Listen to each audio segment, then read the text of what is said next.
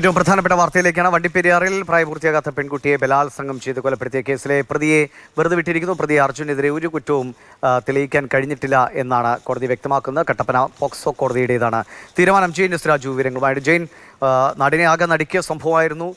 3 വയസ്സ് മുതൽ നിരന്തരമായി കുഞ്ഞിനെ പീഡിപ്പിക്കുന്നുവെന്നാണ് പോലീസ് പറഞ്ഞത്. ഒടുവിൽ കൊന്നു കെട്ടിത്തൂക്കുന്ന അവസ്ഥയിലേക്ക്. എന്താണ് കോടതി വിധി?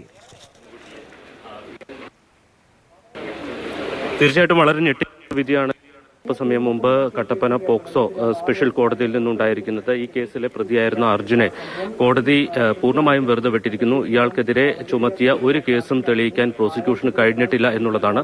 ബലാത്സംഗം, അതോടൊപ്പം തന്നെ കൊലപാതകം, ഈ 2 പ്രധാന കേസുകളാണ് ഇയാൾക്കെതിരെ ചുമത്തിയിരുന്നത്. പക്ഷേ ഈ കേസ് വിചാരണ ഘട്ടത്തിൽ തന്നെ പൂർണ്ണമായും തള്ളിപ്പോകുന്നു എന്നുള്ളത് ഞെട്ടിക്കുന്ന സംഭവം തന്നെയാണ്.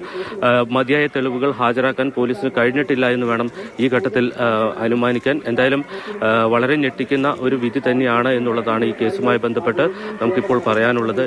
ഇതുമായി ബന്ധപ്പെട്ട് തീർച്ചയായിട്ടും കോടതിയുടെ ഉത്തരവടക്കം ഇനി പുറത്തു വരേണ്ടതുണ്ട്. ആ ഘട്ടത്തിൽ മാത്രമേ